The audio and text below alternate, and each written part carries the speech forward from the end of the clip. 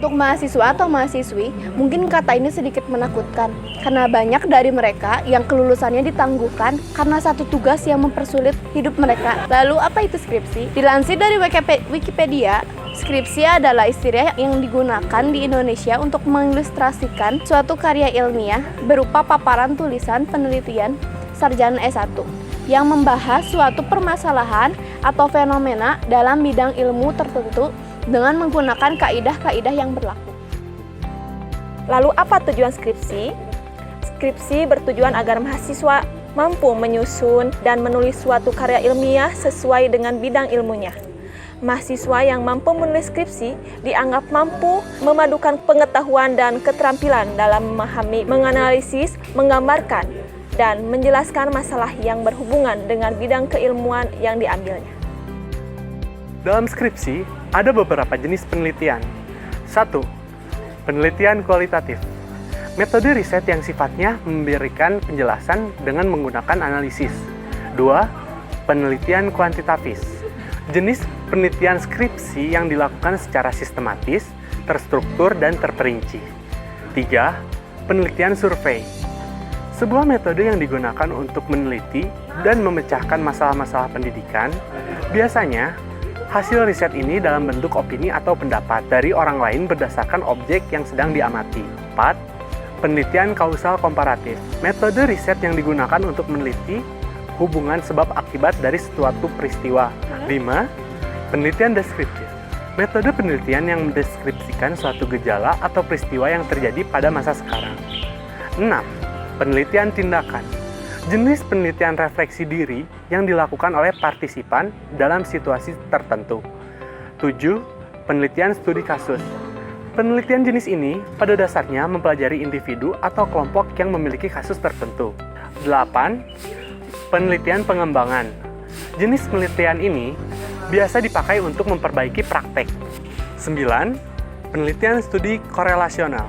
Jenis penelitian ini merupakan metode deskriptif lain yang sering digunakan dalam studi korelasional. 10. Penelitian eksperimen.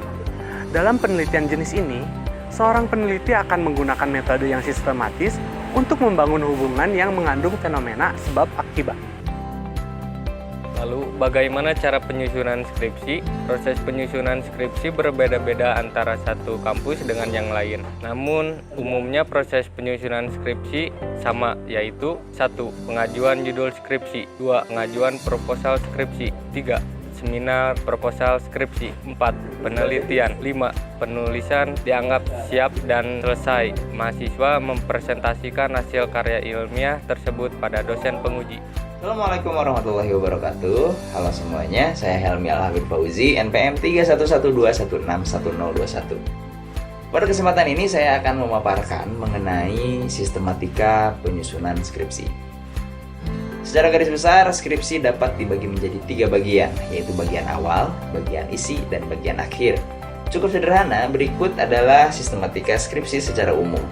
Yang pertama adalah bagian awal. Bagian awal dari skripsi ini terdiri dari halaman judul, halaman pengesahan, halaman moto, halaman persembahan, intisari, kata pengantar, daftar isi, daftar gambar, daftar tabel, dan daftar lampiran. Untuk bagian yang kedua ini adalah bagian isi dari skripsi itu sendiri, yang mana terdapat 5 bab di dalamnya. Bab 1 yaitu pendahuluan. Dalam bab 1 ini penulis menguraikan tentang latar belakang penelitian, rumusan masalah, tujuan penelitian, manfaat penelitian, penegasan istilah, dan sistematika penyusunan skripsi itu sendiri. Selanjutnya adalah bab 2. Bab 2 ini landasan teori. Pada bab 2 ini, penulis menguraikan tentang kajian pustaka baik dari buku-buku ilmiah maupun sumber-sumber lain yang mendukung penelitian itu sendiri. Selanjutnya adalah bab 3. Bab 3 ini metodologi penelitian, yaitu bab yang menguraikan tentang objek penelitian, variabel, metode penelitian, metode pengumpulan data, dan metode analisis data. Bab 4. Bab 4 ini adalah hasil dan pembahasan dari penelitian yang telah dilakukan. Yang terakhir ada bab 5. Bab 5 ini merupakan simpulan dan saran dari penelitian yang telah dilakukan. Terima kasih. Saya Helmi. Wassalamualaikum warahmatullahi wabarakatuh.